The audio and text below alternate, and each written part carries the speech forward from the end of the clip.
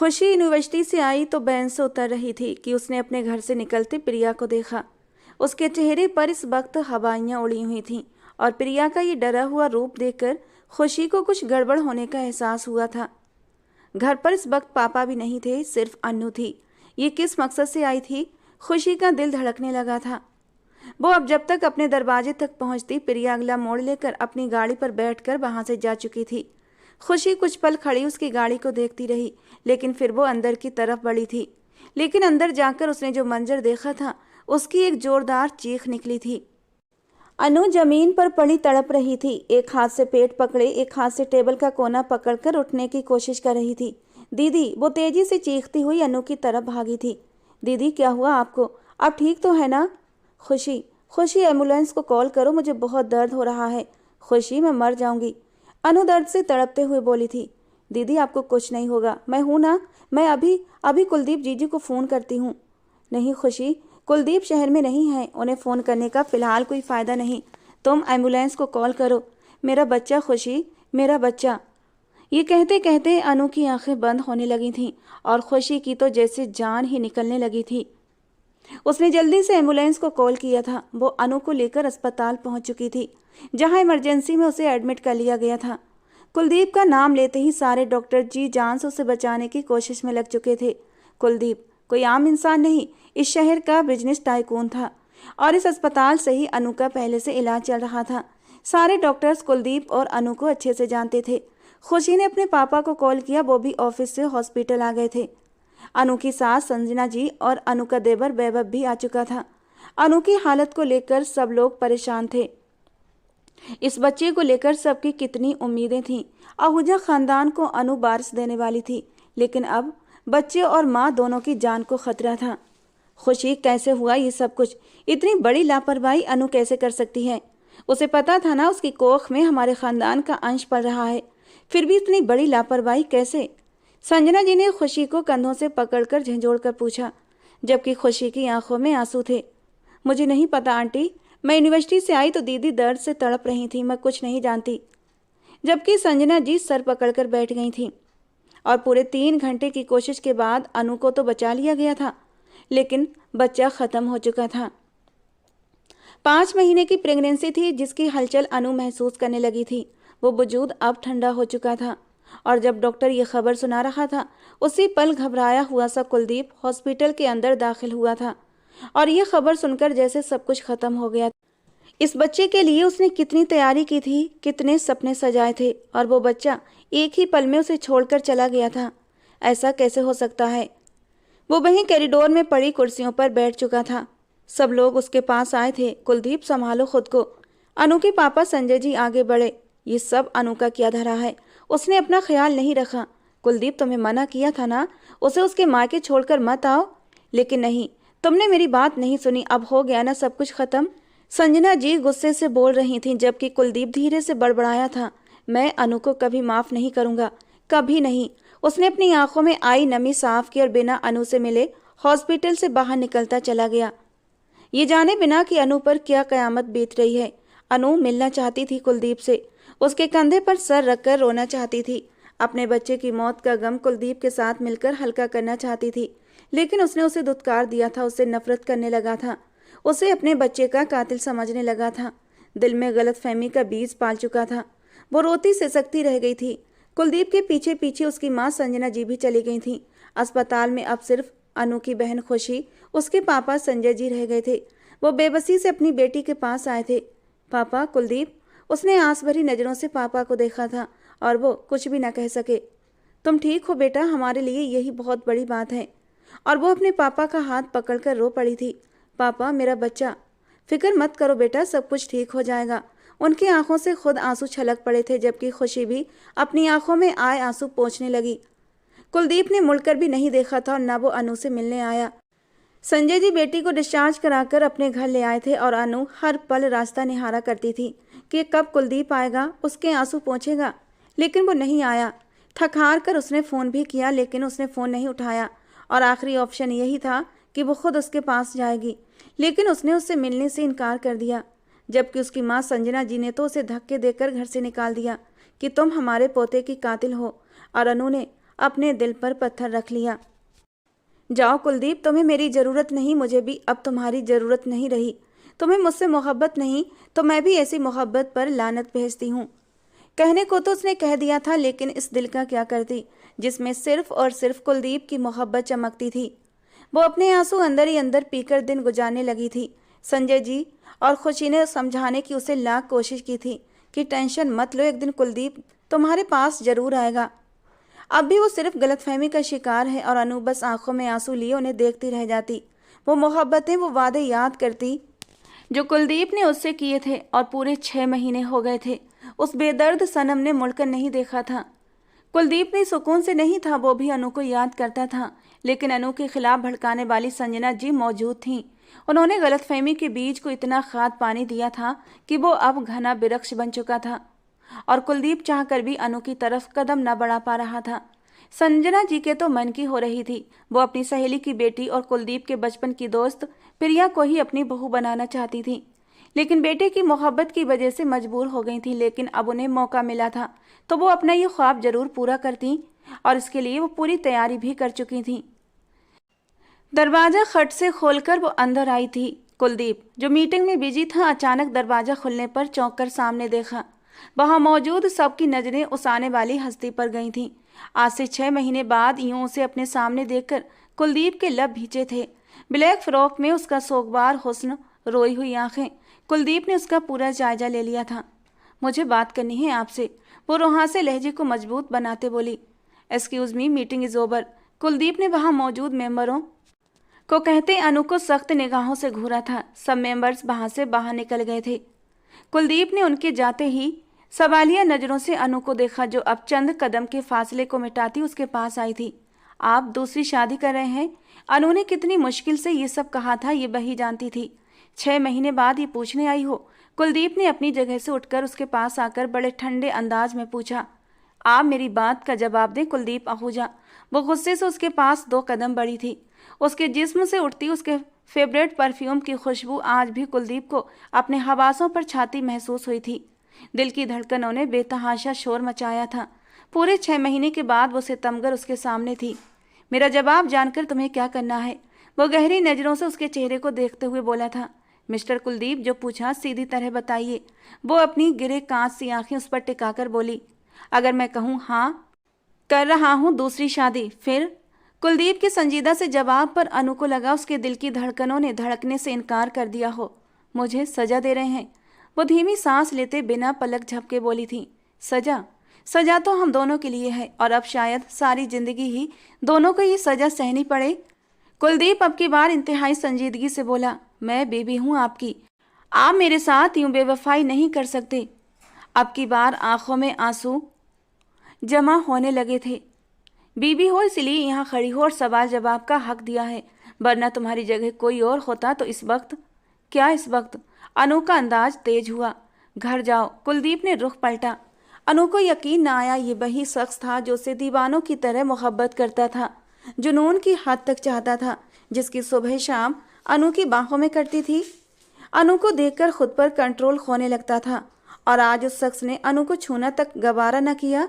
वो बाकी इन 6 महीनों में बदल गया था, अनु को भूल गया था।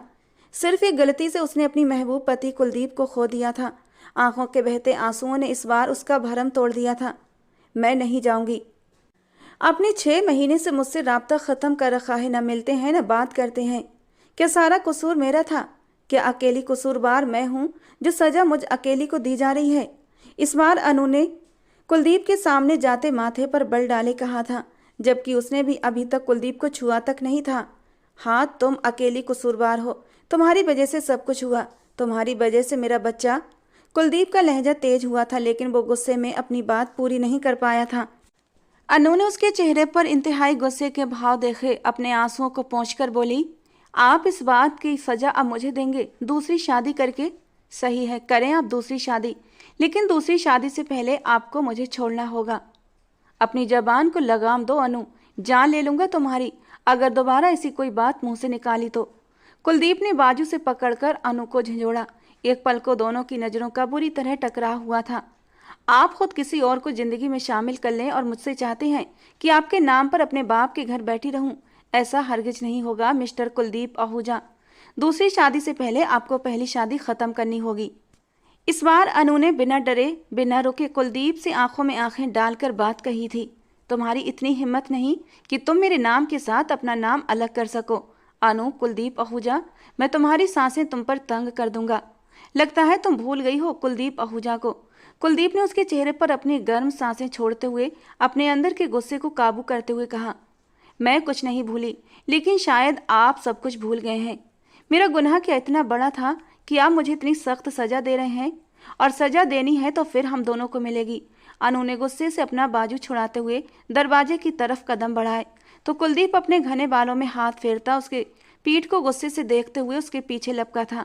इससे पहले कि वो दरवाजा खोलकर बाहर निकलती, कुलदीप ने आगे बढ़कर दरवाजे को लॉक लगाते उसे दरवाजे के साथ लगाया था। उसकी तरफ अपने दोनों हाथ रखे उसके चेहरे के करीब अपना चेहरा किया। वो अब उसकी खुशबू को अपने अंदर उतारती महसूस कर रही थी। लगता है तुम अपनी जान गंवाना चाहती हो, इसीलिए बार बार ऐसी बातें कर रही हो।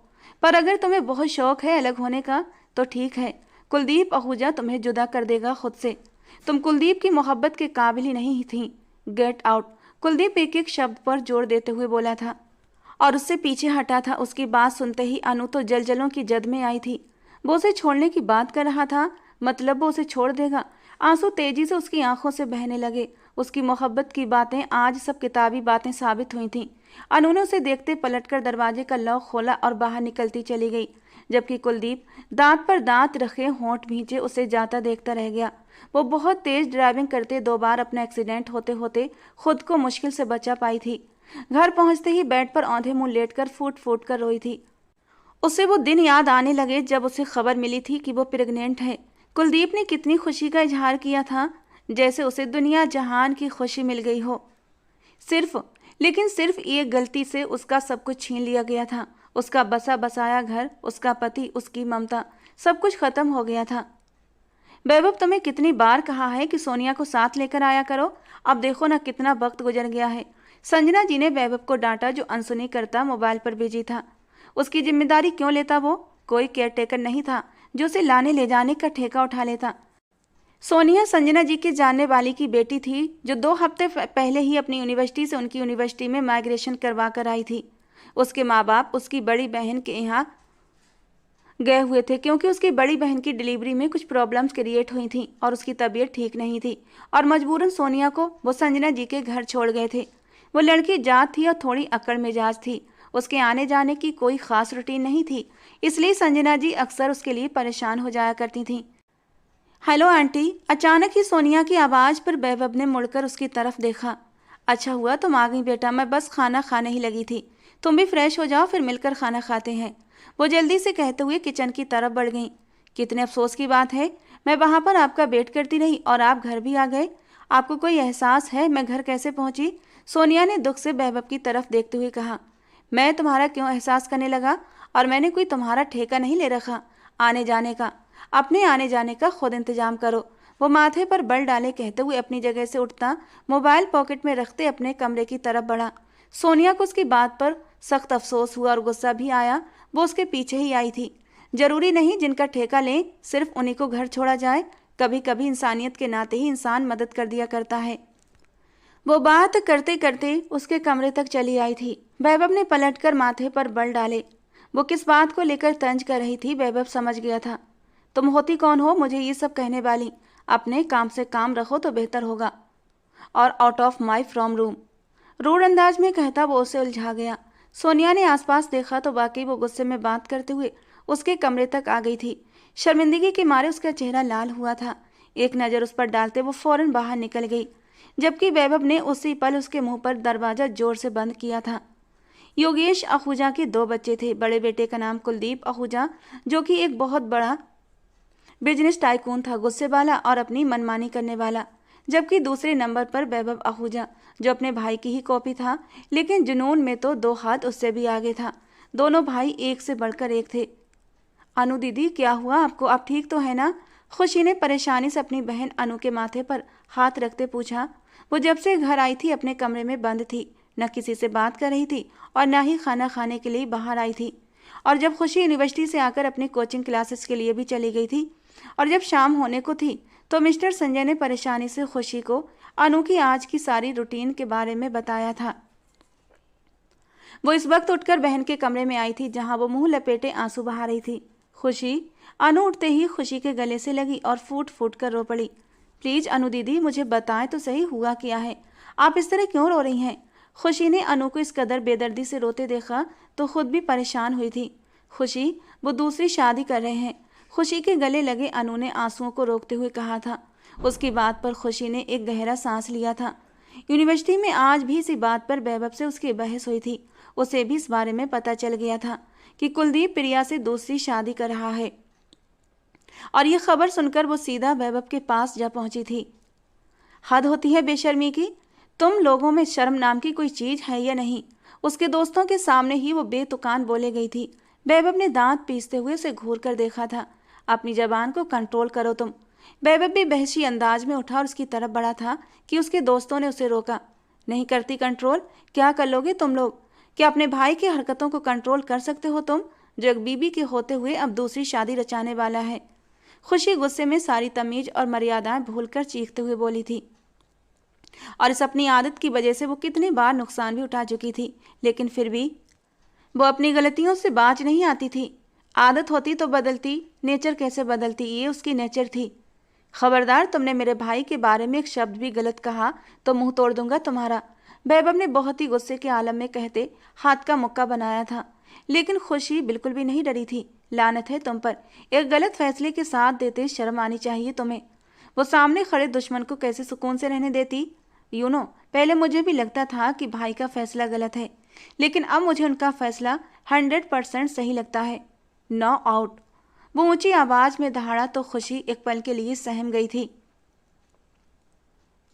उसकी आंखों में पानी जमा होने लगा। खुशी, चलो यहाँ से। उसकी दोस्त ने उसे बाजू से पकड़ा और वहां से ले जाना चाहा। वैभव, प्लीज, छुट्टी हो गई है तो आओ घर चलते हैं। अचानक से एक लड़की ने आते वैभव को कलाई से थामा। उसके चेहरे पर एक मुस्कान थी।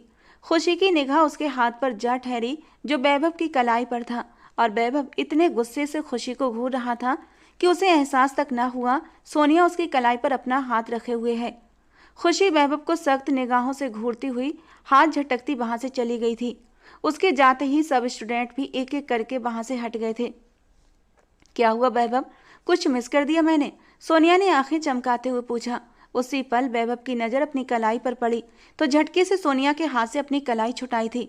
दूर रहकर बात किया करो मुझसे, वो उसे वॉर्न करता वहां से गुस्से से निकला। खुशी, मेरी बात तो सुनो, कहाँ जा रही हो? उसकी दोस्त ने मुश्किल से उसे रोका।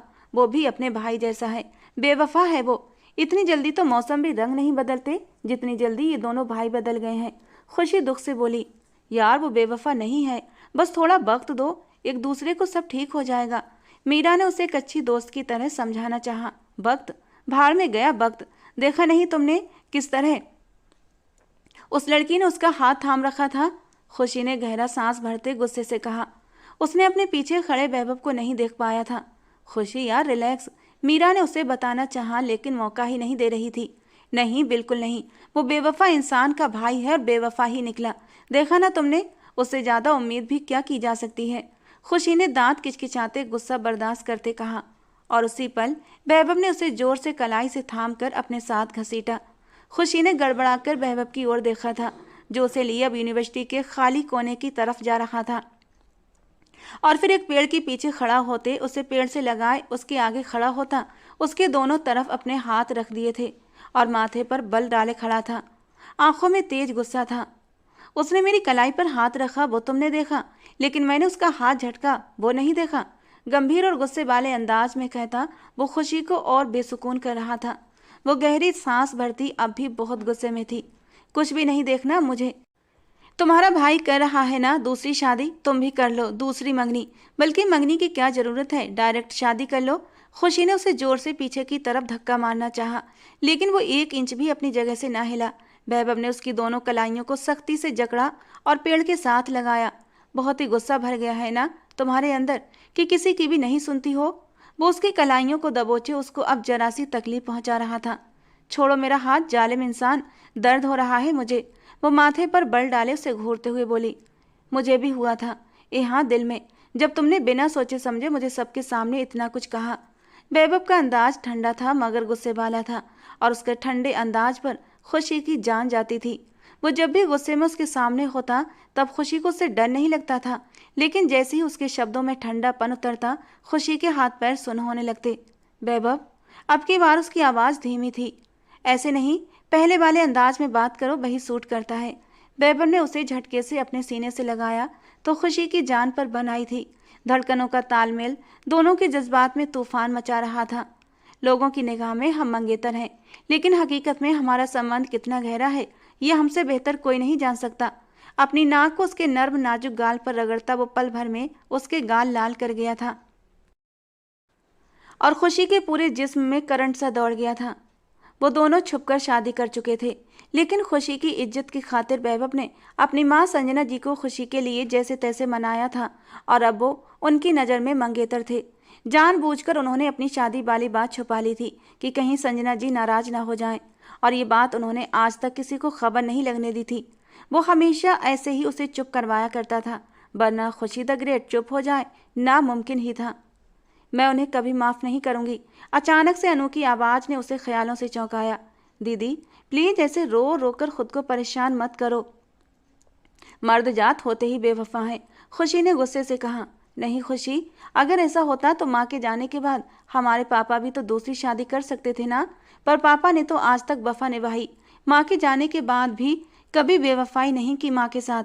अनु की बात पर खुशी चुप हो गई थी। वो सच कह रही थी। अनु की माँ अनु के 10 साल का होने पर अचानक से इस घर से कहीं चली गई थी। उस वक्त खुशी 6 साल की थी और कोई नहीं जानता वो किसके पास गई है। इंसान मर जाए तो एक दिन सब्र आ जाता है, लेकिन जीते जी कहीं चला जाए तो सब्र आना नामुमकिन होता है। कोई कुछ कहता था और कोई कुछ। कहने वालों ने तो यहाँ तक कह दिया था कि वो किसी के साथ भाग गई है, लेकिन संजय जी ने किसी की बात पर कान नहीं धरे थे और कोई ऐसी जगह न छोड़ी जहां उन्होंने अनीता जी को न ढूंढा हो। और आज पूरे 13 साल गुजर जाने के बाद भी संजय जी ने अपनी उम्मीद का दामन नहीं छोड़ा था। उन्हें आज भी यही उम्मीद थी कि उनकी अनीता उन्हें एक दिन जरूर वापस मिलेगी। दीदी उठो, पहले फ्रेश हो जाओ, खाना खाते हैं, इस टॉपिक पर बाद में बात करेंगे। खुशी ने उसे समझाना चाहा।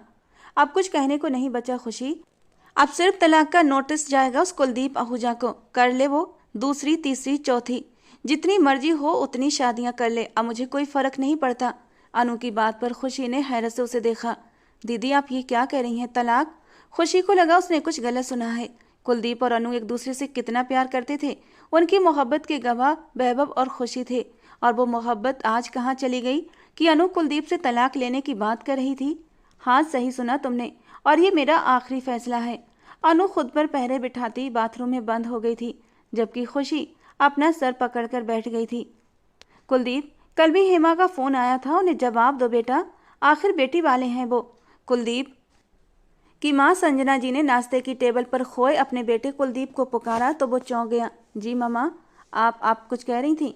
बेटा हेमा चाहती है कि मंगनी की डेट फिक्स कर लें, तुम क्या कहते हो? संजना जी ने बहुत ही संजीदगी से कहा। कल की फिक्स कर दें? अचानक से कुलदीप के होंठों से निकले शब्दों ने वैभव को बुरी तरह बौखला दिया।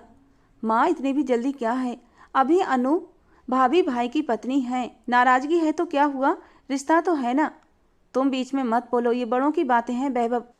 संजना जी तो बस कुलदीप की बात पर खुश हो रही थीं। ये कागजी रिश्ता भी जल्दी ही खत्म हो जाएगा। कुलदीप बहुत ही आराम से कहकर उठकर खड़ा हुआ। संजना जी बस उसका चेहरा देखे जा रही थी। क्या मतलब, आप कहना क्या चाहते हैं भाई? वैभव के सवाल ने कुलदीप के जाते कदमों को रोका था। वही जो कि अनचाहे रिश्ते का अंजाम होता है, दी एंड। वो सख्त नज़रों से वैभव को घूरते लंबे लंबे डग भरता बाहर निकल गया था। चलो अच्छा है, जान छूटेगी, अब तुम भी इस मंगनी को ख़त्म करो और अपने भाई की तरह आगे बढ़ो। 1 मिनट माँ, वैभव ने माँ को टोका। वो भाई है जो सुन लेते हैं आपकी बात और मान भी लेते हैं। मैं वैभव हूँ, कुलदीप नहीं।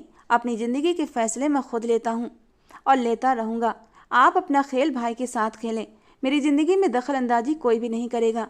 वैभव को कुलदीप की बात पर बहुत गुस्सा आ रहा था। ऊपर से संजना जी ने उसका रिश्ता ख़त्म करने की बात करके आग पर तेल छिड़कने का काम कर दिया था। मेरी बात गौर से सुनो, तुम भले कुछ भी कर लो, मैं खुशी को इस घर की बहू कभी नहीं बनाऊंगी। जैसी बड़ी बहन वैसी छोटी बहन, बल्कि 2 हाथ उससे आगे ही है। हद की मुंहफट और बदतमीज, संजना जी ने मुंह बनाते हुए कहा। तो भाई की ला रही हैं ना आप, सादा सिंपल सी शरीफ सी लड़की, इसी पर गुजारा कर लें। मेरी वाली ऐसी टेढ़ी ही रहने दें, बस मुझे वो ऐसी ही पसंद है, वैभव ने रूढ़ अंदाज में कहा। बहुत बदतमीज हो गए हो तुम, माँ हूँ तुम्हारी, बात करने की तमीज भूल गए हो, संजना जी ने उसके अंदाज पर गुस्सा दिखाते हुए कहा। कुछ नहीं भूला मामा, पर शायद आप भूल रही हैं कि भाई की खुशी किस में है। वैभव उनके लिए एक सवाल छोड़ता यूनिवर्सिटी के लिए निकल गया। संजना जी ने सर पकड़ लिया। न जाने क्या जादू कर दिया है इन दोनों बहनों ने। पहले कुलदीप उनकी तरफदारी में जीता था, अब ये लड़का। इन्होंने मेरे दोनों बेटों को अपने काबू में करके रखा हुआ है। और सोनिया तुम, ऊंची आवाज में बड़बड़ाते वो सोनिया को बुलाने लगी। तुम्हें यहाँ किस लिए बुलाया है मैंने? अगर तुमसे मेरा एक बेटा काबू नहीं होता तो बता दो, मैं कोई और इंतजाम कर लूँगी, वो गुस्से से बोली। आंटी मैं तो कर रही हूँ कोशिश, आपका बेटा मुझे मुँह ही नहीं लगाता तो मैं क्या करूँ, वो उदासी से बोली। तो उसके थोड़ा और करीब जाओ, उससे दोस्ती बढ़ाओ, उसको अपनी अदाएं दिखाओ। मर्द औरत की अदाओं के पीछे भागता है। वो उसे अपने ही बेटे को फंसाने के नए नए तरीके सिखा रही थी। आंटी आपका बेटा अदाओं से नहीं फंसने वाला, उसके लिए मुझे कुछ और ही बड़ा प्लान करना पड़ेगा, सोनिया ने सोचने वाले अंदाज में कहा। संजना जी हाँ में सर हिलाती उठ गई थीं। अब उन्हें हेमा जी को खुशखबरी भी तो सुनानी थी कि कुलदीप शादी के लिए राजी है, वो भी बहुत जल्द। वैभव के स्टेटस पर कुलदीप की मंगनी का कार्ड था। वो जो सोने के लिए लेट रही थी, कार्ड पर कल की तारीख देखी और दुख के गहरे समंदर में डूब गई। अफसोस अफसोस कुलदीप जीजू, अगर मोहब्बत करने वाले आप जैसे बेदर्द और जालिम होते हैं तो कोई भी कभी मोहब्बत न करे। वो दुख से सोचते मोबाइल एक तरफ फेंक गई। वैभव मुझे तुमसे भी ये उम्मीद नहीं थी, बजाय अपने भाई को समझाने के तुम उसका साथ दे रहे हो, बुज़दिल इंसान कहीं के। वो प्रिया की बच्ची तो बहुत खुश होगी, उसकी तो मन की मुराद पूरी हो गई। पता नहीं दीदी क्या चाहती हैं, सब कुछ सच सच कुलदीप जीजू को बता क्यों नहीं देती। अगर कुलदीप जीजू को आज सारी सच्चाई पता चल जाए तो प्रिया से मंगनी तो दूर की बात, उसकी शक्ल भी न देखें। वो अपनी सोचों में गुम थी कि उसके नंबर पर मैसेज टोन बजी। खोलकर चेक किया तो वैभव का मैसेज था। उसने कार्ड इनबॉक्स किया था और स्पेशल इनविटेशन दिया था। खुशी के सर पर लगी और पैर पर बुझी। तुम्हें अपने बुज़दिल भाई की मंगनी मुबारक हो, मुझे इनवाइट करने की ज़रूरत नहीं। वो मैसेज सेंड करते जलते दिल के साथ मोबाइल को देखने लगी। वैभव उसका मैसेज पढ़कर सीधा होकर बैठा, उसे जैसे उसकी बात पर करंट लगा हो। एक तो वो से इन्फॉर्म कर रहा था, सिर्फ अनु और खुशी के लिए स्टेटस ऑन किया था, बाकी सबको हाइड कर दिया था। अब उसे किसी तरह तो बताना था। स्टेटस सीन करके भी वो चुप रही तो मजबूरन उसे इनबॉक्स करना पड़ा। बुज़दिल तो तुम्हारी बहन निकली जो मैदान खुला छोड़कर भाग गई है। हिम्मत होती तो खड़े होकर अपने हक के लिए लड़ती, ना कि डर के भाग जाती। वैभव के मैसेज पर खुशी ने माथे पर बल डाले। भूल रहे हो कैसे तुम्हारी माँ ने मेरी बहन को हाथ पकड़कर घर से निकाला था, जैसे बच्चा सिर्फ उन्होंने खोया हो। मेरी बहन ने तो उस वजूद को 5 महीने महसूस भी किया था, उसे अपनी कोख में, उसका दर्द उसकी हर धड़कन को महसूस किया था। बताओ ऐसा कौन सा गुनाह था जिसकी वजह से उन्हें इतनी बड़ी सजा दी गई। जिंदगी मौत तो भगवान के हाथ में है ना, फिर भी इंसान सजा देने के लिए ज़मीन पर ही भगवान क्यों बन जाता है। उसके इतने लंबे मैसेज के जवाब में वैभव के पास कहने को कुछ न बचा। उसने खामोशी से अब मोबाइल एक तरफ रख दिया था। वो क्या बोलता, वो खुद इस मंगनी के खिलाफ था, पर कुलदीप जैसे जुनूनी जिद्दी इंसान को कौन समझा सकता था। एक ही इंसान थी जिसकी वो बात मानता था और वो थी खुद अनु, लेकिन इससे भी आज कुलदीप मुंह मोड़ चुका था। मंगनी की पार्टी अपने चरम पर थी। रात के 10 बज रहे थे। आहूजा हाउस में इस वक्त खूब रौनक का माहौल था। प्रिया अपनी माँ के साथ वहीं आई थी। ये भी कुलदीप की ख्वाहिश थी कि मंगनी की रस्म आहूजा हाउस में ही हो, और उनकी तो जैसे दिली ख्वाहिश पूरी हो रही थी। वो कुलदीप की बात को कैसे टालते। प्रिया इस वक्त पिंक गाउन में बहुत खूबसूरत लग रही थी। सब मेहमान आ चुके थे। अब कुलदीप का ही इंतजार था, जो अब तक अपने कमरे से बाहर नहीं निकल रहा था। वैभव जाओ देखो कुलदीप कहाँ रह गया, मंगनी की रस्म शुरू करें, देर हो रही है। आपके पास भाई का नंबर है ना, तो कॉल कर लें। वो रूडली कहता वहां से हट गया। एक तो वो जो चाहता था हो नहीं रहा था, जबरदस्ती उसे इस मंगनी का हिस्सा बनाया गया। अब कुलदीप को भी वही लेकर आए। वो मुंह बिगाड़कर कोल्ड ड्रिंक काउंटर की तरफ बढ़ गया। सोनिया मुस्कुराते हुए उसके पास आकर खड़ी हुई। क्या बात है वैभव, इतने गुस्से में क्यों हो? सोनिया ने भी एक ड्रिंक उठाते उसे सवाल किया था। वो ऐसे बात कर रही थी जैसे बहुत पुरानी जान पहचान हो। वैभव ने उसे गुस्से से घूरा और अपना मुंह मोड़ लिया। वैसे वो वक्त दूर नहीं जब तुम भी अपने भाई के नक्शे कदम पर चलोगे। सोनिया के शब्दों पर वैभव अपने होंठ भींच कर रह गया।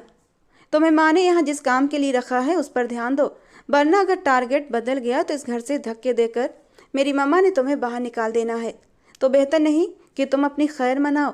उसे आईना दिखाता बिना उसका जवाब सुने वो वहाँ से हट गया, जबकि सोनिया का तो वो हाल था कि गुस्से के मारे अभी बहबब का हुलिया बिगाड़ दे। आप एक बार फिर सोच लें दीदी, पापा घर पर नहीं हैं। अगर उन्हें पता चला तो उन्हें बुरा लगेगा। अभी आकर आप अंदर जाने की जिद कर रही हैं। आप नहीं देख पाएंगी वो सब। खुशी को बहन की तकलीफ पर दिल पर महसूस हो रही थी। यही तो देखना है खुशी, वो किस तरह मेरे सामने किसी और का हाथ थामेगा, फिर उसे रिंग पहनाएगा। और वैसे भी ये रिंग है ना, ये रिंग दूंगी मैं उसे ताकि वो इस रिंग को पहनाकर अपनी ज़िंदगी की नई शुरुआत करे। बल्कि ऐसा करूंगी, ये रिंग मैं प्रिया को गिफ्ट कर दूंगी। जब उसकी मंगनी में आई हूँ तो खाली हाथ आना बुरा लगता है ना। वो बस बोले जा रही थी जैसे पागल सी हो गई हो, और खुशी को दुख हो रहा था अपनी बहन की हालत देखकर। मैं भी चलती हूँ आपके साथ। खुशी ने भी गाड़ी से उतरना चाहा। नहीं खुशी, तुम नहीं, आज ये मेरे अकेले की जंग है, तो मुझे ही लड़ना है। तुम यही मेरा इंतजार करो, मैं जल्दी लौट आऊंगी। अनु से बही छोड़कर सामने बड़े से गेट में घुस गई थी। ये बही घर था जहाँ 1 साल पहले वो दुल्हन बनकर आई थी, और आज उसकी जगह लेने कोई और आ गई थी। वो चलते हुए सीधा स्टेज के करीब जा पहुंची, जहाँ कुलदीप आहूजा खड़ा तालियों की गूंज में प्रिया को रिंग पहना रहा था। अनु ने दिल बड़ा करते तालियां बजा दी। उसकी गिरे कांच सी आंखें नम थीं, लेकिन चेहरे पर मुस्कान थी, एक जख्मी मुस्कान। मासूम चेहरा, निगाहें फरेबी, लबों पर हंसी और दिल में दगा है। माइक अचानक अपने हाथ में लेते अनु की आवाज़ पूरे हॉल में छा गई। कुलदीप के साथ साथ सबकी निगाहें उस पर उठी थीं। मिले दोस्त जिसको यहाँ तेरे जैसा, उसे दुश्मनों की ज़रूरत ही क्या है। गाने के बोल बोलते माइक एक तरफ रखकर अब स्टेज की तरफ बढ़ रही थी। एक खामोशी सी छा गई थी। बहुत बहुत बधाई हो मंगनी की। अनु ने दोनों को देखते मुबारकबाद दी थी। संजना जी पहलू बदल कर रह गई थी, जबकि कुलदीप की तेज नजरें उसी पर थीं। कुछ गिफ्ट नहीं लाई, लेकिन ये लो। उसने अपनी मुंह दिखाई की अंगूठी प्रिया की तरफ बढ़ा दी। मेरी तरफ से गिफ्ट, अब इस पर तुम्हारा हक है। उसने प्रिया की तरफ रिंग बढ़ाते कहा, लेकिन इससे पहले कि प्रिया उसके हाथ से अंगूठी लेती, कुलदीप ने उसके हाथों से वो रिंग झपट ली और उसे गुस्से से घूरते हुए देखने लगा। अनु ने आंसुओं के गोले को हलक में अटकता महसूस किया। वो रुक न सकी। एक शिकवा भरी निगाह कुलदीप पर डालते हुए वहां से बाहर निकली थी, लेकिन वो घर की बैक साइड पर गई थी। कुलदीप सब कुछ छोड़ता उसके पीछे लपका था। कुलदीप, संजना जी ने उसे पुकारा था, पर वो अनसुनी करता तेज कदमों से अनु के पीछे गया था। अनु घर की बैक साइड की तरफ गई थी। वो नहीं जानती थी वो कहाँ जा रही है, बस उसे अब जाना था यहाँ से। कुछ वक्त उसे अकेले रहना था।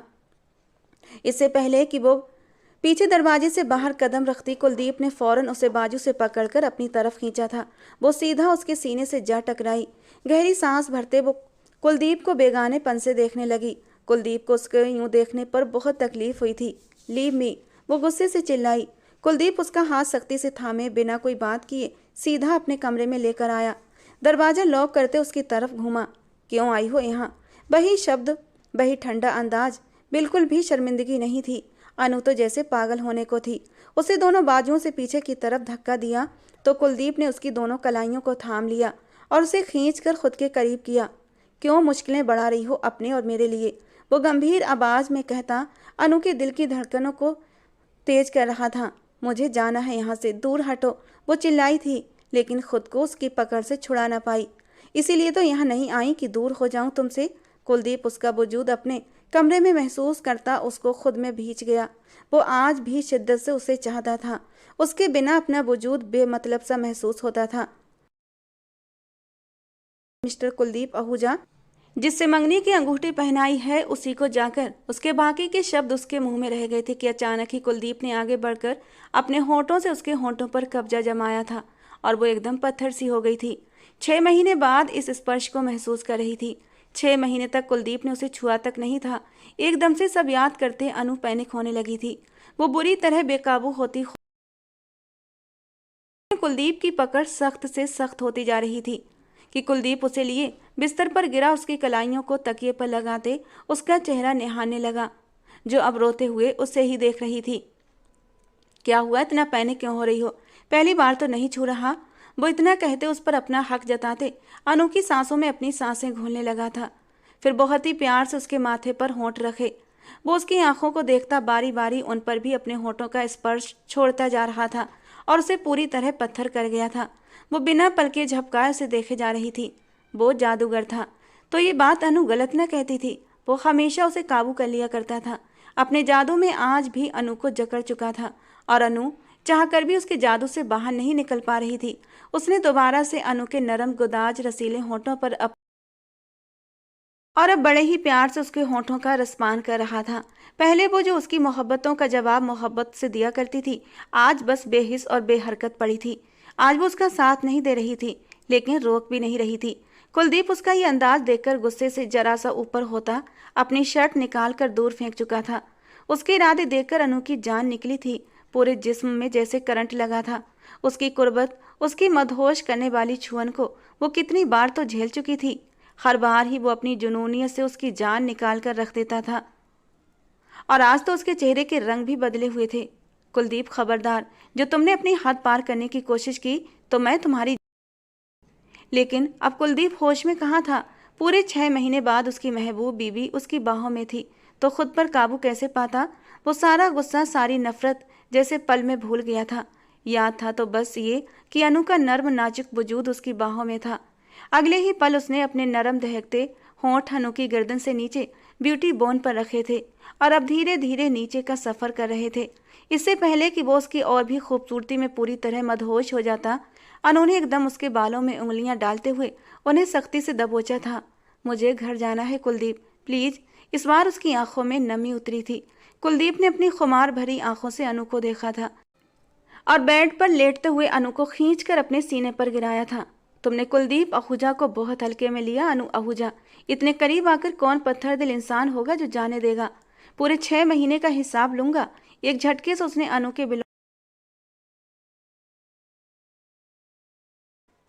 वो अनु को बेड पर लिटाकर उसके और अपने बीच के सारे पर्दे गिराए उसे अपनी बाहों में मचलने पर मजबूर कर गया था। मैं इस सब के लिए आपको कभी माफ नहीं करूंगी। वो उसके सीने में अपना चेहरा छुपा गई थी। आप बहुत बुरे हैं, बहुत बुरे। जबकि कुलदीप ने लाइट ऑफ करके उसके दोनों कलाइयों को अपनी पकड़ में लिया था। मेरी पत्नी हो, तुम पर हक रखता हूँ, माफी मांगूंगा भी नहीं। अपनी बात कहता वो उसके होश ठिकाने लगा गया था। अनु के दिल की धड़कनें बढ़ती गई थीं। उसकी हर हरकत अनु की जान पर बनाई थी। पूरे 6 महीने के बाद उसकी जान उसे मिली थी और वो अपनी जान को अपने शरीर में समा लेना चाहता था। काफी देर हो गई थी, अनु अभी तक वापस नहीं आई थी। खुशी गाड़ी में बैठी उसका इंतजार कर रही थी। उसने गाड़ी आहूजा आहू से थोड़ा पीछे करके खड़ी की थी, जहां एक बहुत बड़ा सा पेड़ था और गाड़ी उसमें छुप गई थी। रात का वक्त था, वहां सड़क पर गाड़ी खड़ी करना खुशी को सही नहीं लगा था। वो अनु को कॉल कर रही थी, उसका नंबर बंद जा रहा था। हे भगवान, दीदी कहाँ रह गई। वो परेशान हुई। क्या करूं, कुलदीप को कॉल लगाऊं या फिर वैभव को। वो उलझन में थी, पर कब तक इंतजार करती। उसने वैभव को कॉल लगा दी। वैभव, जो कुलदीप को अनु का हाथ थामे अपने कमरे की तरफ ले जाते देख चुका था और फिर कमरे का गेट बंद करते भी देखा था, तो उसके चेहरे पर बड़ी ही प्यारी सी मुस्कान आई थी। ये सब देखकर मोबाइल पर खुशी की कॉल देखते उसकी आंखें चमकी। बोलो। कॉल रिसीव करते हुए बोला, दीदी कहाँ है। उसने गुस्से से पूछा। मुझे क्या पता, मुझसे क्यों पूछ रही हो। वैभव सिरे से इनकारी हो गया। देखो वैभव, ज्यादा भाव खाने की जरूरत नहीं। मुझे पता है दीदी आहूजा हाउस के अंदर है। मेरे साथ ही आई थी, वो कब से बाहर वेट कर रही हूँ और वापस नहीं आ रही। क्या क्या कहा तुमने। तुम बाहर हो। वक्त देखा है क्या हो रहा है। अपने दांत किचकिचाते गुस्से से कलाई पर बंधी घड़ी में टाइम देखा था, जहां 12 बजने में कुछ मिनट बाकी थे। तो मुझे लेक्चर मत दो, दीदी को भेजो। मुझे उनकी चिंता हो रही है। तुम्हारी दीदी को जहाँ होना चाहिए वो वहीं है, लेकिन लगता है तुम्हें डोज की जरूरत है। वैभव की अर्थपूर्ण बात पर खुशी ने अपने मोबाइल को घूर कर देखा। मुझ पर अपना ये रौब मत जमाया करो। डरती नहीं मैं तुमसे, समझे। वो गुस्से से कहते कॉल काट गई। आया बड़ा मुझे सीधा करने वाला। गुस्से से मोबाइल सामने डैशबोर्ड पर फेंका। संजय जी आज शहर से बाहर थे, वरना वो इस तरह घर से कभी ना निकलती। डांट अलग पड़ती, लेकिन कब तक वो यहाँ खड़ी रहती। दीदी को एहसास होना चाहिए मेरा, भला कोई ऐसा करता है। खुशी को आसपास काली रात देखकर अब डर सा महसूस होने लगा था। तभी उसकी गाड़ी के पास किसी के कदमों की आहट सुनाई दी। खुशी ने घबराते हुए जल्दी से सारे लॉक बंद कर दिए, जो कि पहले तो बंद थे, अब हड़बड़ाहट में अनलॉक हो गए थे। कुछ देर यूं ही खामोशी रही। खुशी ने आसपास देखा, लेकिन कोई नहीं था। उसने मोबाइल उठाते वैभव को कॉल लगानी चाहिए कि उसी पल फ्रंट सीट का दरवाजा खोलकर वो इंसान अंदर आया। डर के मारे खुशी के हाथ से मोबाइल छूटकर नीचे गिरा। वो चीख मारकर दरवाजे के साथ लगी थी। अपने सामने वैभव को देखकर एक पल के लिए खुशी के हवास जाने लगे। वैभव के चेहरे की मुस्कान ने उसे वापस होश की दुनिया में लाया। क्या हुआ डार्लिंग, इतना डर गई? मैं तो तुम्हें बहादुर समझा था, लेकिन तुम तो डरपोक निकली। वैभव ने उसका मजाक उड़ाया, जो अभी भी दरवाजे के साथ चिपकी बैठी थी। उसे परेशान नजरों से देख रही थी। खुशी, आर यू ओके? उसके चेहरे पर हवाइयां उड़ी देखकर उसे नरमी से पुकार रहा था, पर उसने वैभव को कोई जवाब न दिया। ये एक्सप्रेस ट्रेन चुप क्यों है? जब उसने हाथ बढ़ाकर उसके गाल को छूना चाहा कि खुशी ने एक झटके से उसका हाथ हटाया था। बेवकूफ़, ऐसे कौन करता है? मैं बहुत ज़्यादा डर गई थी। खुशी को उसकी ये हरकत सख्त बुरी लगी थी, लेकिन वो भी वैभव था। अब जब अपनी खुशी के पास आ ही गया था तो उसे थोड़ा सा करीब होना तो बनता था। उसे सर के पीछे से हाथ खींचकर अपनी गोद में लिया था। इस अचानक आफत पर खुशी ने घबराकर उसके कॉलर को मुट्ठी में दबोचा। उसकी कमर के आसपास हाथ रखे वो उसे अपनी गोद में एडजस्ट करके बिठा चुका था। अब वो पूरी तरह उसे काबू में कर गया था कि वो अपनी जगह से हिल भी नहीं पा रही थी, लेकिन चेहरे पर गुस्सा भी था। क्या हुआ? इतना गुस्सा क्यों आ रहा है मेरी जान को? वो अपनी गर्म सांसें खुशी के चेहरे पर छोड़ रहा था और खुशी का दिल 120 की रफ्तार से दौड़ने लगा था। गुस्सा तो कहीं दूर जा सोया था। इस वक्त वैभव की कुर्बत उसकी जान ले रही थी। छोड़ो मुझे, वो कसमसाई कि तभी वैभव ने उसकी नाजुक कमर पर जोर से चुटकी काटी। चुटकी इतनी जोर से थी कि दर्द के बर्दाश्त करने से उसका चेहरा लाल हुआ था। उसके चेहरे के उतार चढ़ाव को वो बखूबी नोट कर रहा था। वो भी खुशी थी। जब तक बदला न ले लेती छोड़ती कहाँ थी। उसने वैभव को कॉलर से पकड़कर अपने होंठ उसकी गर्दन की तरफ करते हुए अपनी गर्म सांसें उसकी गर्दन पर छोड़ी थी, और वैभव को खुशी से ये उम्मीद नहीं थी। वो आंखें बंद करके उस पल को महसूस करने लगा। वो इंतजार कर रहा था कि खुशी अब अपने नर्म होठों से उसकी गर्दन को छुएगी, लेकिन वो अनजान था कि वो खुशी थी और कुछ भी कर सकती थी। अगले ही पल उसकी गर्दन पर अपने दांतों से उसने जोर से काटा था। एक पल के लिए वैभव चौंका, लेकिन ये भी उसकी महबूब की दी हुई मोहब्बत की निशानी थी, भले गुस्से से दी थी। वैभव तो आंखें बंद किए उसका दिया मीठा दर्द बर्दाश्त करता रहा। अपने जज्बातों में तूफान उठता महसूस कर रहा था। वो उसे बाइट करती पीछे हटी थी। वैभव ने उसके बालों में हाथ डाले, होठों को अपने होठों में लिया था। आज पहली बार वैभव उसके करीब आकर उसे बेबस कर रहा था। छोटी मोटी शरारतें वो अक्सर दिखाया करता था, लेकिन होठों तक पहुंचने की हिम्मत वो पहली बार कर रहा था। खुशी उसकी इस हरकत पर गुस्से से खुद को क्या छुड़ाती। वो तो उसे कमर से बुरी तरह जकड़ चुका था कि वो हिल भी नहीं पा रही थी। कतरा कतरा उसकी सांसों को चुराते वो जरा सा पीछे हटा तो खुशी के लहू छलकाते होठों को देखकर एक आंख बंद करता मुस्कुराया था, जैसे कह रहा हो कि मुझसे जीत नहीं सकती, बहुत बुरे हो तुम। खुशी ने अपने होठों को हथेली से साफ किया था। तो मेरा स्पर्श नहीं मिटा सकती खुशी। बस कर दो वैभव, मैं अब तुम्हारी जान ले लूंगी अगर तुमने आगे कुछ भी किया तो। वैभव ने अपनी बाहें उसके गले के आसपास डालते उसकी बातों को एंजॉय किया था। मंजूर है, लेकिन तरीका मैं बताऊंगा। वो उसको बहुत मोहब्बत से देखता उसकी नाक के साथ अपनी नाक रब कर गया था। I hate you. वो गुस्सा हो रही थी। उसने उसे पूरी तरह अपने काबू में किया हुआ था और अब खुशी को अपनी बेबसी पर रोना आ रहा था। क्यों रो रही हो? वैभव ने उसकी आंखों में बहते आंसू नोट किए। तो मुझे दीदी के पास जाना है, पता नहीं वो कहाँ है, और तो मुझे वो रो देने को थी। वैभव को उसके आंसू जितने बुरे लगे, उसकी बात ने वैभव का दिल उतना ही बुरी तरह से छलनी किया था। तुमने मेरी मोहब्बत का नाम दे दिया खुशी। वैभव की आंखों का रंग बदला था। खुशी ने सहमी निगाहों से उसे देखा, जिसके चेहरे पर अब मोहब्बत ढूंढने से भी नहीं मिल रही थी। एक सर्द अंदाज था, खून को जमा देने वाला। वैभव ने उसकी खामोशी पर उसे जोर से उसकी पीठ सीट पर छोड़ा था। खुशी ने घबराकर उसे देखा। वो गहरा सांस भरता गाड़ी से उतर गया था। खुशी भी घबराकर उसके पीछे उतरी। वैभव प्लीज, उसने उसे पुकारा। वो रुका नहीं। खुशी उसके सामने जाकर खड़ी हुई। तुम ऐसे नहीं जा सकते, तुमने मेरी बात का गलत मतलब निकाला है। वैभव को अपनी बात की सफाई दे रही थी। गलत बात का मतलब गलत होता है, वो गुस्से से देखकर बोला, लेकिन इस बार उसने इसे बिल्कुल भी नहीं छुआ। तुम्हें मेरा स्पर्श बुरा लगता है, मेरा करीब आना तुम्हें बुरा लगता है, मेरी मोहब्बत को तुम गाली दे रही हो और मुझसे कह रही हो कि मैंने गलत मतलब निकाला है। वो दबे दबे शब्दों में चिल्लाया था। खुशी की आंखें आंसुओं से भर गईं। उसने अपने पैरों के ऊपर होते होते अचानक से वैभव के होंठों पर अपने होंठ रख दिए। हर तरफ एक सन्नाटा छा गया।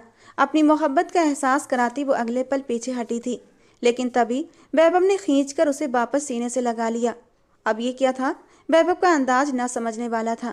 खुशी बोली, मुझे तुम्हारा छूना बुरा नहीं लगता और ना ही तुम्हारा करीब आना, बल्कि मुझे भी सुकून मिलता है। वैभव, तुम्हारी बाहों में मुझे वो सुकून मिलता है जो मैं तुम्हें बता नहीं सकती। वो आंसू रोकते हुए बोली और उसके दिल में उतर रही थी। फिर बिना कसूर के रुखसती से क्यों मना किया?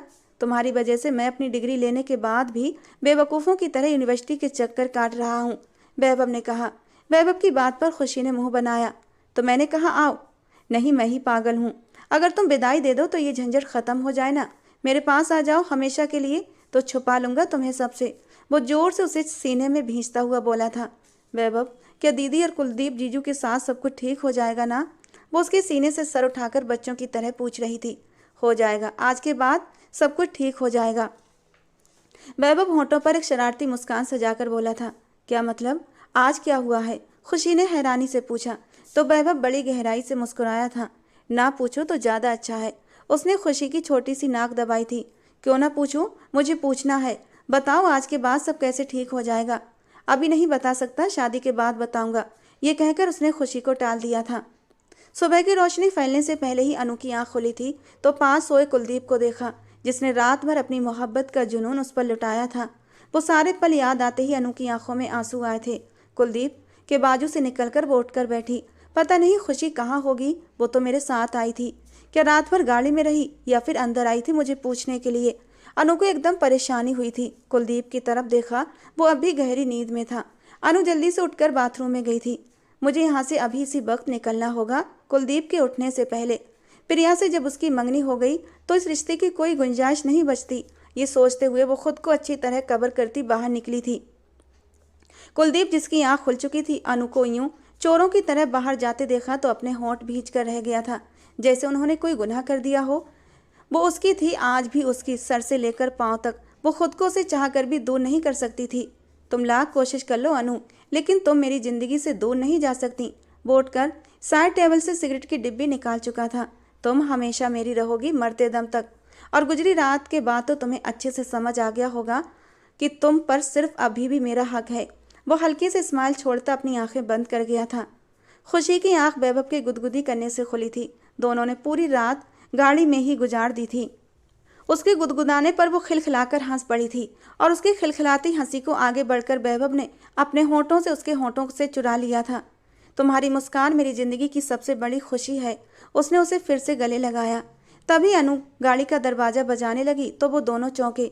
दीदी, अब तुम्हें देखकर वो क्या सोचेंगी? खुशी हक्का बक्का हुई।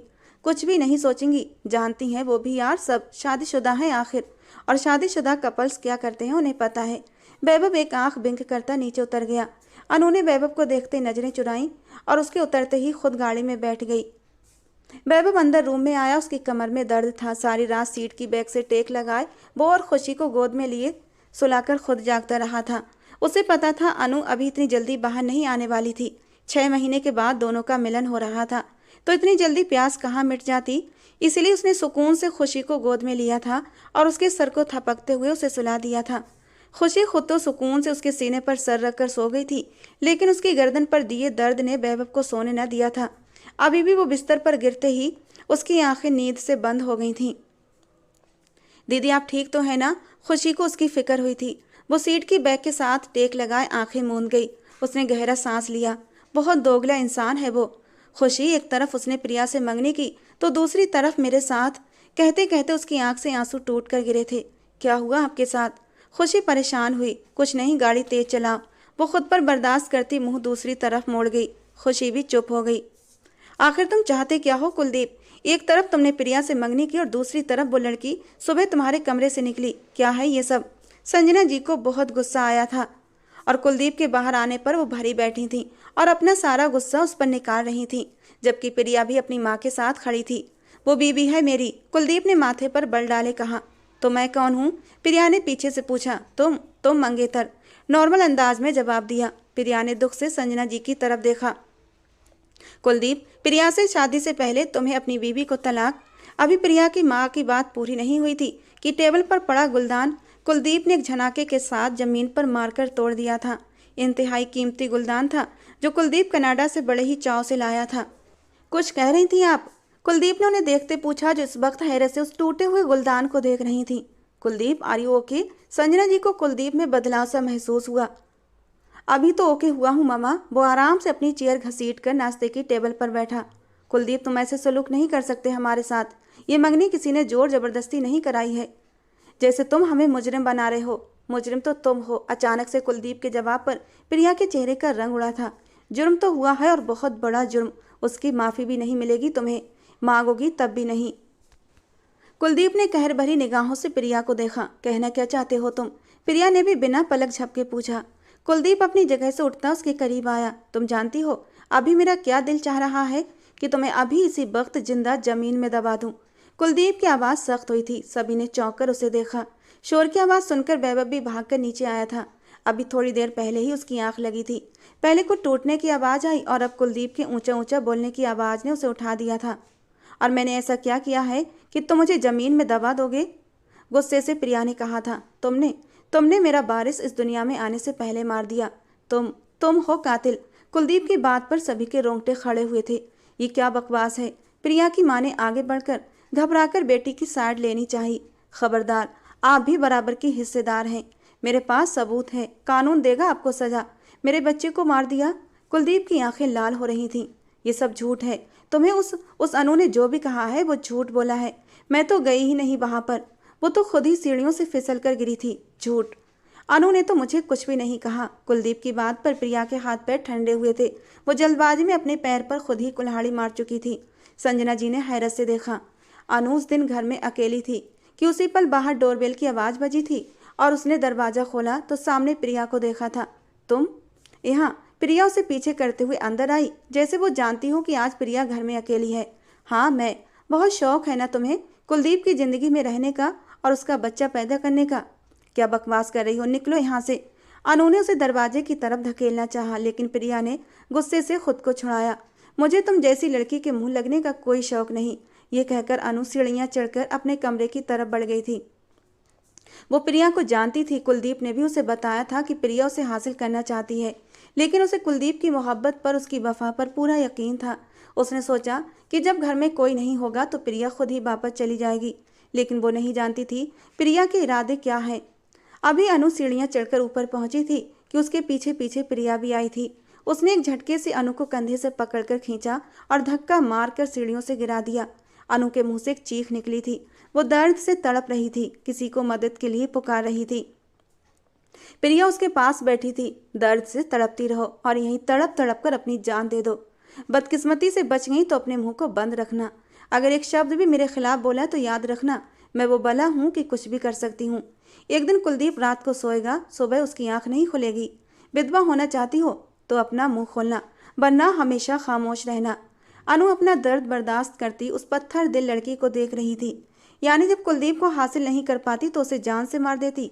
अनु का दिल कांप उठा था, लेकिन प्रिया वहां से निकल चुकी थी। ये बात अनु ने किसी से नहीं कही थी, लेकिन सिर्फ खुशी जान गई थी। उसे भी अनु ने कसम दे दी थी। हाँ, वो मौका देखकर कहना चाहती थी ये सब कुलदीप से, उसे प्रिया की तरफ से खबरदार करना चाहती थी, लेकिन कुलदीप ने उसे इतना मौका ही कब दिया था कि वो उसे कुछ कह सकती। बच्चे के जाने का दुख दोनों को अपनी जगह था, लेकिन कुलदीप ने अनु की शक्ल तक नहीं देखी। अनु ने यह फैसला किया कि वो अब ये राज ही रखेगी कि उसके बच्चे का कातिल कोई और नहीं प्रिया है। पर ये राज खुल गया। सुबह अनु कमरे से बाहर निकली थी तो वो भी थोड़ी देर बाद रूम से बाहर आया था, और जब गेस्ट रूम के बाहर से गुजरते कुलदीप ने उन माँ बेटी की बातें सुन ली थी, जिसमें प्रिया साफ कह रही थी कि उसने अनु और कुलदीप के बच्चे को मारकर अपने लिए रास्ता साफ किया है। कुलदीप ने वो सारी बातें रिकॉर्ड भी कर ली थी। कुलदीप, मेरी बात सुनो, ये सब झूठ है, गलत है, ऐसा कुछ नहीं है। प्लीज़ मेरा यकीन करो। प्रिया अपनी बेगुनाही कुलदीप के सामने साबित तो नहीं कर पाई, लेकिन खुद को सच्चा साबित करने के लिए चीखने चिल्लाने लगी थी। लेकिन कुलदीप तो पुलिस को फ़ोन कर चुका था। पुलिस ने आते ही प्रिया और उसकी माँ को हिरासत में ले लिया। बेटा, कुछ तो ख्याल करो। प्रिया तुम्हारी बचपन की दोस्त है, उसी के नाते मेरे बारे में थोड़ा सोच लो। प्रिया की माँ ने हाथ जोड़ते हुए माफ़ी मांगती निगाहों से कुलदीप को देखा। अगर मुझे नुकसान पहुंचाने की कोशिश की होती तो माफ़ भी कर देता, लेकिन मेरी अनु मेरे होने वाले बच्चे को नुकसान पहुंचाया है और उसके लिए मैं आप लोगों को कभी माफ़ नहीं कर सकता। इंस्पेक्टर साहब, ले जाएं इन्हें, कुलदीप ने अपने ऊपर मुश्किल से बर्दाश्त करते हुए कहा था। उनके जाने के बाद कुलदीप कुर्सी पर ढह गया। कुलदीप की आंखें आंसुओं से भर गई थीं। संजना जी ने कुलदीप के कंधे पर हाथ रखा तो कुलदीप ने उनके हाथ को झटक दिया और तभी वैभव नीचे आया और कुलदीप के सामने घुटनों के बल बैठ गया। भाई, जो होना था हो गया। हर काम में भगवान की मर्जी होती है। बस अब अनु को घर ले आए। ये घर उनका है, उनके होने से ये घर है और मुझे यकीन है वो आने से कभी इनकार नहीं करेंगी। वैभव ने उसका हाथ थामते हुए कहा तो कुलदीप खामोशी से उसे देखने लगा। वैभव ठीक कह रहा है कुलदीप, बहुत ज्यादती कर दी हमने अनु के साथ। अब वक्त आ गया है हम अपनी गलतियों की भरपाई करें। हमने उसको बहुत तकलीफ दी है। इन 6 महीनों में उसे बहुत दुख दिए हैं। वो बहुत बार टूटी होगी। अब उसे जोड़ने का वक्त है, उससे माफ़ी मांगने का वक्त है। संजना जी ने भी दुखी दिल से आंसू पोंछे थे, जबकि कुलदीप बिल्कुल खामोश था। अनु घर आते ही अपने कमरे में बंद हो गई थी। शाम तक वो बाहर न निकली थी। खुशी के अपने पापा से फ़ोन पर बात हो गई थी। वो कुछ देर में पहुंचने वाले थे। खुशी अनु के रूम में गई तो वो अपना सामान पैक कर रही थी। खुशी को कुछ भी समझ न आया कि अचानक से हुआ क्या है, कि अनु शहर छोड़कर ही जाने की बात कर रही थी। अभी ऐसा मत करो, जब तक पापा घर नहीं आ जाते मैं आपको कहीं नहीं जाने दूंगी। खुशी ने उसके हाथ से बैग लिया था। मुझे मत रोको खुशी, मैं यहाँ 1 मिनट भी नहीं रह सकती। मैं अपनी फीलिंग्स नहीं बता सकती, प्लीज मत रोको। अनु ने अपना बैग खुशी के हाथ से छीना और अपने कदम बाहर बढ़ाए। अभी वो बाहर हॉल तक पहुंची थी कि सामने से ही उसे अपने पापा के साथ कुलदीप अंदर आता दिखाई दिया। उसने गुस्से से अपना बैग जमीन पर डाला और मुंह फेर कर खड़ी हो गई। कुलदीप ने सारी बात संजय जी को फोन पर बता दी थी और अब उनके साथ ही घर आया था। मुझे नहीं लगता वो तुम्हारी बात मानेगी कुलदीप। संजय जी ने अपनी बेटी को यूं गुस्से में देखा तो कहा, आप मुझे एक मौका तो दें, मैं मना लूंगा उसे। कुलदीप को देखते अनु अपने कमरे की तरफ चली गई थी। कुलदीप ने उसके पीछे जाते हुए कमरे में आकर दरवाजे को अंदर से लॉक कर दिया। खबरदार जो मेरे पास भी आए, आज मैं बिल्कुल भी बर्दाश्त नहीं करूंगी। अनु ने उंगली दिखाते वार्न किया था। तो मुझे अपने पास आने से रात को भी नहीं रोक पाई थी, तो अब भी नहीं रोक पाओगी। कुलदीप ने झटके से उसे अपनी तरफ खींचा था। मेरी बेबसी का मजाक उड़ाने आए हैं? अनु पैनिक हुई थी। बिल्कुल नहीं पागल लड़की। कुलदीप ने उसके गालों पर आए आंसू पोंछे। मुझे पहले क्यों नहीं बताया कि हमारे बच्चे को उस प्रिया ने? कुलदीप का रंग बहुत लाल हुआ था। आपकी जान को खतरा था, वो आपको मार देती, इसीलिए बस मैं मौके की तलाश में थी। और आपने भी तो मुझे मौका ही कब दिया? एक बार भी मुझे बोलने का मौका दिए बगैर मुझे सजा सुना दी। अनु ने उसे गुस्से से पीछे करना चाहा लेकिन कर नहीं पाई। उसकी इतनी औकात नहीं थी कि कुलदीप आहूजा तक पहुंच पाती। और मानता हूँ मेरी गलती है, क्या माफ़ नहीं करोगी? वो उसके आंसू अपने लबों से चुनते बोला। आप सब मर्द इतना सब कुछ करने के बाद माफ़ी कैसे मांग लेते हैं? अनु ने तंज किया। शायद इसलिए कि हमें यकीन होता है हमारी जान हमें माफ़ कर देगी। कुलदीप ने उसके सामने सर झुकाते कहा, अगर यही गलती औरत करे तो तुम मर्द कभी माफ़ न कर सको। तुम्हारे अंदर यह हौसला नहीं है। वो अब लड़ रही थी कुलदीप से। कुलदीप ने सर उठाकर अनु को देखा। रात दी गई उसकी मोहब्बत के हल्के हल्के निशान अनु के चेहरे पर खिलते हुए उसे और भी खूबसूरत बना रहे थे। अब ऐसे क्या देख रहे हैं? मैंने माफ़ नहीं करना आपको। वो मुंह फेर कर खड़ी हो गई, जबकि कुलदीप उसके सामने खड़ा होकर अभी भी बस उसे ही देखे जा रहा था। और अनु उसकी नज़रों की तपिश से परेशान होते उसकी आंखों के सामने हाथ रख दिए। मुकाबला तो वो आज भी उसका नहीं कर सकती थी। आज भी वो जालिम बेदर्द सनम उसका दिल धड़काए जा रहा था। क्या हुआ? मुझे छूने भी नहीं दे रही और देखने भी नहीं दे रही हो, ये तो बड़ा जुल्म है। वो मासूमियत भरे अंदाज में बोला। अच्छा, जो रात को किया वो क्या था? उसे पहले वाले रूप में देखकर वो खिल उठी थी और कुलदीप भी उसे यूं चहकता देखकर जी उठा था। वो भी मेरी मोहब्बत थी, ये कहकर उसने आगे बढ़कर अनु को अपनी बाहों में समेट लिया था और उसके माथे को चूम लिया। वो उसे लिए बाहर आया था। बाहर महफिल सजी थी। संजना जी, संजय साहब, वैभव, खुशी सब एक साथ बैठे वैभव और खुशी की शादी की बातें कर रहे थे। पहले वैभव को अपने पैरों पर खड़ा तो होने दें। अचानक से कुलदीप की बात पर सभी चौंके थे। लीजिए, ये हो गया खड़ा। वैभव फौरन से खड़ा होता सबको दिखाता बोला तो सभी का एक जोरदार कहकहा गूंजा था, जबकि कुलदीप ने आगे बढ़कर छोटे भाई को गले लगाया था। खुश हो जाओ, तुम्हारी शादी की डेट फिक्स करके ही जाएंगे। और ये सुनकर खुशी के चेहरे पर भी रंग बिखरे थे तो वैभव भी खुशी से खिल उठा था। और ठीक 1 महीने के बाद खुशी और वैभव की शादी की डेट फिक्स हो गई थी। कुलदीप अनु को साथ ले जाना चाहता था, लेकिन खुशी ने साफ इनकार कर दिया कि अब अनु दीदी मेरे साथ ही विदा होकर आहूजा पैलेस जाएंगी। और खुशी की इस बात पर वैभव ने भी उसका साथ दिया था।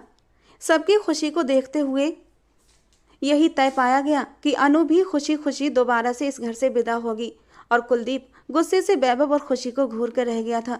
वो तो आज ही अपनी प्यारी बीबी को अपने साथ ले जाना चाहता था, अपने दिल की बेचैनी को उसके पहलू में लेटकर चैन पहुंचाना चाहता था। उसने मासूम सूरत बनाकर अनु पर एक नज़र डाली थी और उसकी इस हरकत पर सब लोग हंस पड़े थे। ठीक 1 महीने के बाद दोनों बहनें विदा होकर आहूजा मैंशन पहुंच चुकी थीं। दोनों को उनके कमरे में पहुंचा दिया गया था और दोनों बेटों के बंद दरवाजे को देखते हुए संजना जी ने खुद से एक वादा किया था कि आगे आने वाली जिंदगी में अपने बेटों के लिए आसानियां पैदा करेंगी। वो कभी उनकी राह में कांटे नहीं बिछाएंगी, क्योंकि उन्होंने देख लिया था कि अनु के बगैर उनका हंसता मुस्कुराता शरारती कुलदीप कैसे मुरझा कर रह गया था। वो अब दोबारा से उसके चेहरे की हंसी और मुस्कान छीनना नहीं चाहती थीं, जबकि अंदर कमरे में वैभव, खुशी, अनु, कुलदीप अपनी अपनी मोहब्बत की नई कहानी लिख रहे थे। तो दोस्तों, आज की हमारी कहानी आपको कैसी लगी? अपनी राय कमेंट बॉक्स में ज़रूर देना। पसंद आई हो दोस्तों तो प्लीज़ एक लाइक करना। हमारी कहानियों को एक लाइक और एक कमेंट जरूर किया करें दोस्तों, जिससे कि मुझे पता लगता है कि आपको हमारी कहानियाँ कैसी लगती हैं। ऐसी और रोमांटिक कहानियों के लिए हमारे चैनल को सब्सक्राइब जरूर करें। मिलते हैं दोस्तों अगली किसी नई कहानी।